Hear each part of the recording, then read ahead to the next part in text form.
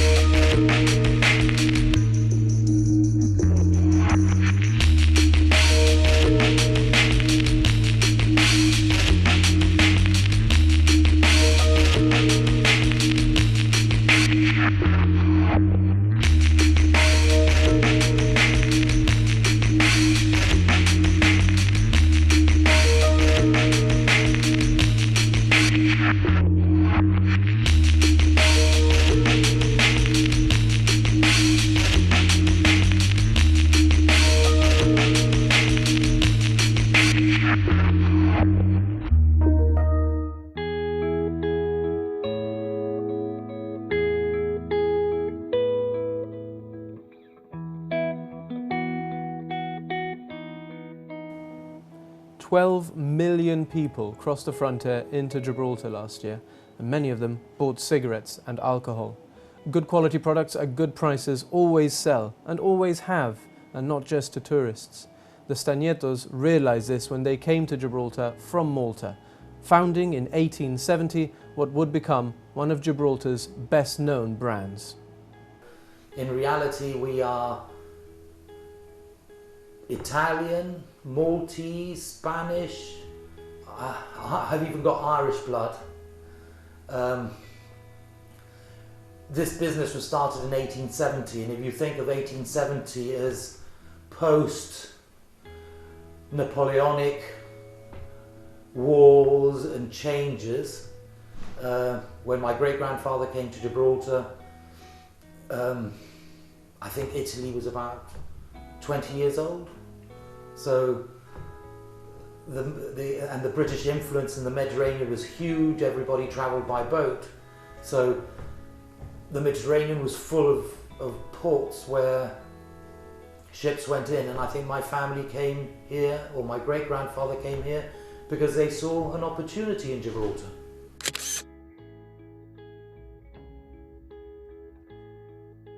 We deal in tobacco, wines, spirits, primarily. In tobacco, all that happens is packaging changes, but fundamentally it's the same product. Beer, it's exactly the same. It's been the same product from day one, except the packaging changes. And on spirits, it's precisely the same thing, only that nowadays they try to infuse things. So you have vodka with flavors, and you have whiskey that's caramelized and things like that.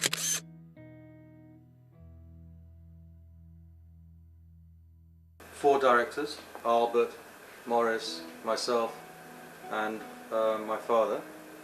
Then we have the tobacco, wines, spirits, on-trade, which is bars and restaurants, shops. So there's lots of things to do, and everyone has their own responsibility.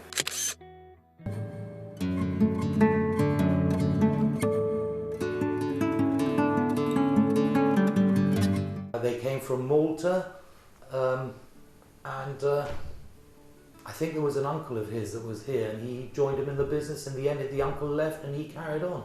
The business was founded by our great-great-grandfather, Louis Stagnetto, who arrived in Gibraltar and joined an uncle of his, who at the time had a tobacco shop, and in working with him, he basically started developing the business, and that was really the foundation of it. I'll go back to my beginning and what I remember, and what I was told by my parents or my grandfather, who was the gentleman on my right. My father is on my left. My grandfather arrived in Gibraltar around about 1870. My grandfather had 5 sons and 2 daughters. One of them was my father, Louis. After a lot of happenings, my father finished up owning the business alone. This one, 41 Main Street, Stagnetto Limited. So there's 2 of them. My father had 5 sons. I was the middle one, 2 older than me and 2 younger than me. Of those 5, 3 joined the business. My eldest brother and my youngest brother. My eldest brother Louis, my youngest brother Morris. We continued working, the business developed, and eventually, after my father's death and my brother's death, my brother Morris and myself took over the business. We owned it. So there you've got the third in line. My brother Morris, on one side he had 50% of the business, I had 50% of the business. So that is 3rd generation, right? I'm now the 4th generation from there, and we've carried on the business, and we've worked at it quite hard, because all 4 generations have worked at it quite hard, and we are now British Gibraltarians.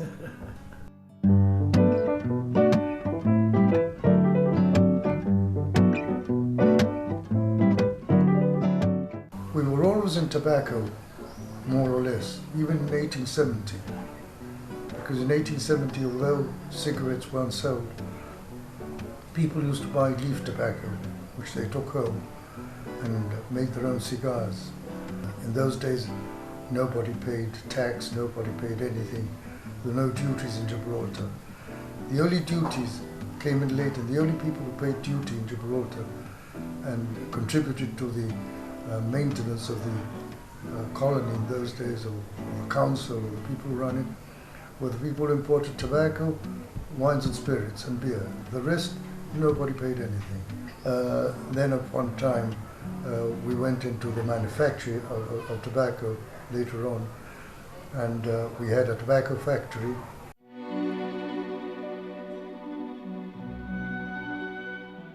And when the war broke out, we were evacuated. We had to leave Gibraltar, and of course we were on Spain on one side in a very bad way, because she had just finished the civil war. We were evacuated to Morocco, so I know very little about what happened in Gibraltar in those days.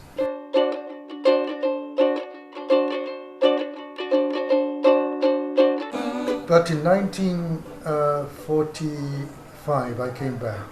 I was a young man. My father came back with me. We'd been away for 4 years. We were only very few employees, and I was a very young man, and my father asked me whether I wanted to stay or go to university, and he needed me. So I said, I'll stay with you and give you a hand. Eventually, in 2 years after that, we reopened the tobacco factory and opened a picadura factory where we used to produce chopped tobacco. And there we really did well. My brother Louis, who had been in the army, came into the business. My brother Morris, who was the young one, also joined us. So 3 brothers who run the business with my father. things changed in Spain. Spain became better. People stopped rolling cigarettes. The picadura trade disappeared. And we were left again with the cigarette trade.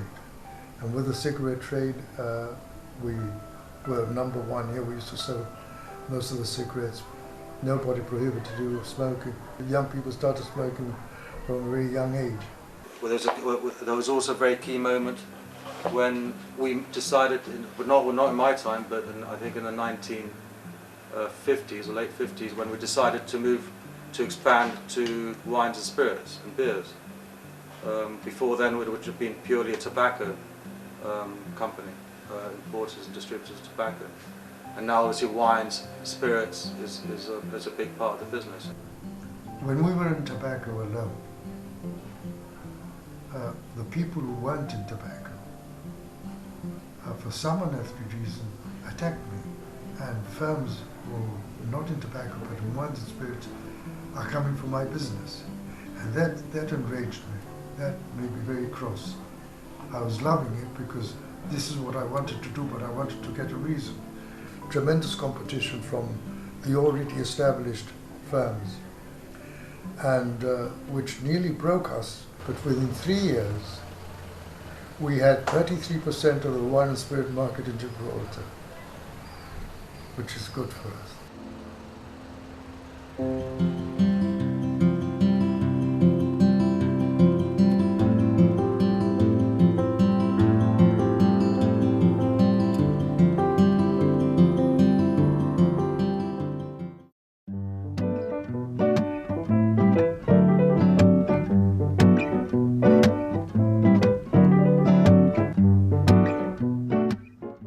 In 1950, I was 20. Gibraltar was very different. Life was very different. People were different. Customs were different. The concept of life was also different. And a lot of drinking, a lot of smoking, a lot of dancing, a lot of music, a lot of late nights.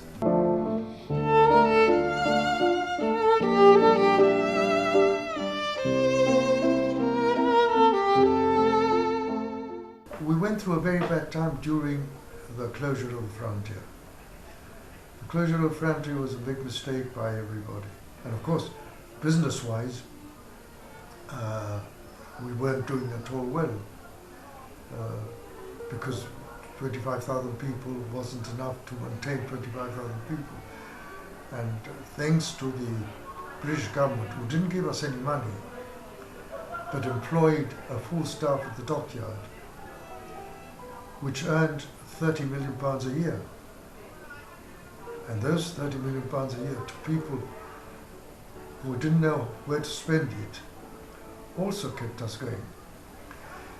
But when they closed it, not only closed, they completely isolated us. I have a doctor friend of mine, and he once told me, he said, we were talking about the effect of a closed front. He said, it's affecting people's system. He said, do you know that 75% of my patients are on Valium? Because the effects of being closed in are suffered by them. It's like being in prison. And so that's how bad it was. I don't think people realize how bad the closure was. Of course, when it opened, everybody forgot the past.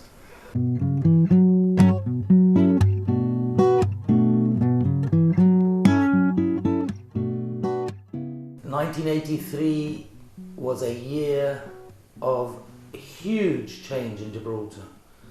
The border had just opened. Spain had joined the European Union. Things were normalizing themselves. Business was changing because of the open border. Tourists were coming in. And at the time there wasn't one currency, it was a multi-currency.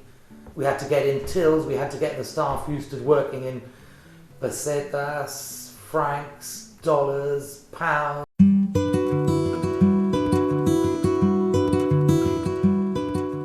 When I began in '89, we were still using telex machine. That was our main communication with our suppliers. And then the fax came in as a new thing, which nobody had at the time. But then slowly, the fax, then we threw the telex away, and then the fax became the predominant mode of communication. And now that's going, and obviously now the emails have taken over the past few years. I was fairly young. I think I was 21 when I came back to the business, principally because we were very busy at the time, and my father thought that we needed more young Stagnettos joining. So I came back looking forward to participate in the development of the family business. The 90s were... People had a lot of money in the 90s, so tourism came frequently. There were massive holiday makers, but holiday makers and visitors from Andalusia with money. Everybody had money, so business was good. It was consistent. But from the sort of late 90s to, well, from the beginning of, from 2004, 2005, things have sort of become harder.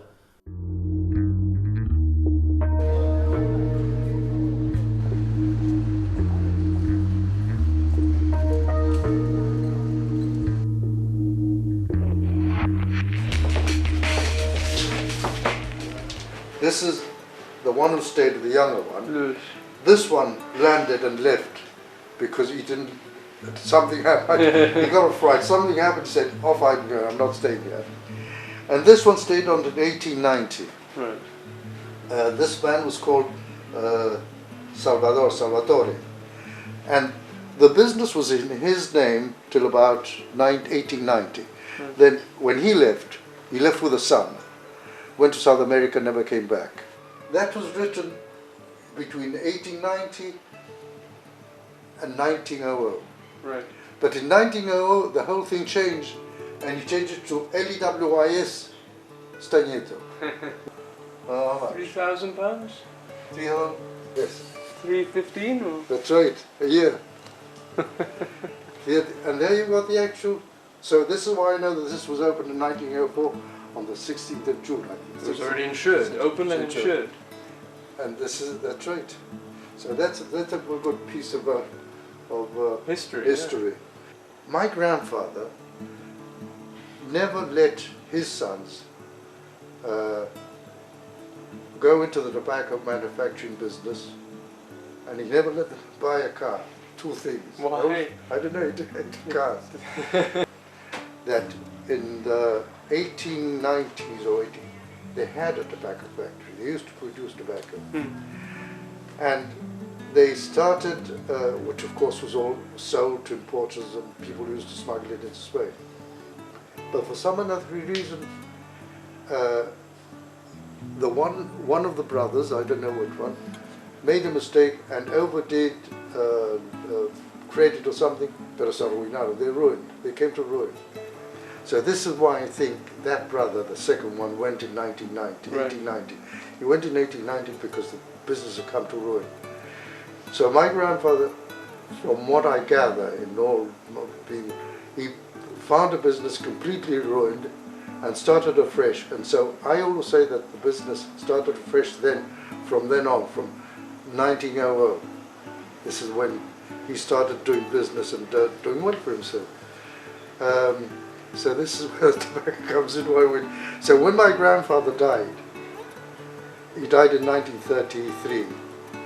The first thing his sons did is they each bought a car because they couldn't buy one. And my father started a tobacco factory again. So he must have started. My grandfather died in 1933. 1934, well, 33, around that, he started it, which didn't do well either. He had a partner. They didn't see eye to eye, different types of thinking. It came to an end. Unfortunately, we lost the best years of the tobacco trade in Gibraltar in the history of tobacco, which was 1940 to 1946. The ones who existed in those days were Secured and Speed alone. They had taken over the whole of the wine and spirit trade in Gibraltar. They had taken over. Wow. They bought everybody out. Then one day, Heineken, somebody walked in and offered, because funny enough, as they had monopolized everything, we automatically became the other people. So one day, Heineken walked in. They couldn't go to Speed because Speed had other brands. Would you like the agency? This offered to us. That made us. It's always said that if a man makes a fortune, the second generation will spend it, and the third generation is nothing. But in our case, it's been different. My father was a hard worker, but not as hard workers as we were.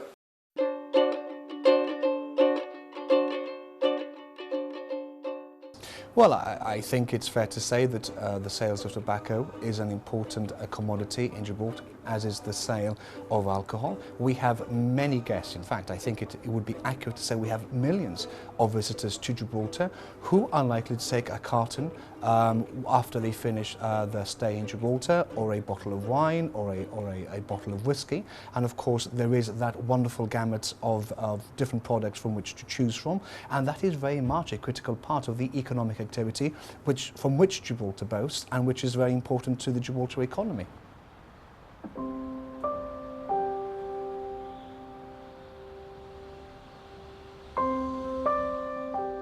They passed away in 2007.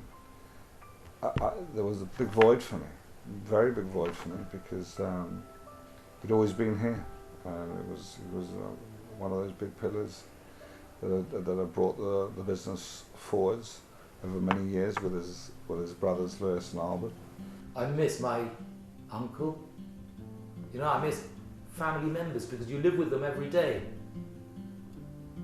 We're lucky in that there was a solid business which we could just move and take forward, which I think we have to a degree, to a relatively successful degree, in bringing it up and expanding the way we have been doing. Having, I think, the good value, which I think I would definitely learnt and would want to pass on, is the importance of personal contact. I think that's with your suppliers, with your customers, with your staff, with everybody. So I think that's really the most important thing above everything else. Dreams to be like my father, being here at the age of 85. And having my son work with me. 10 days ago, today is Monday. 10 days ago I thought I was going to die. Really thought I was going to die. And I didn't. And here I am.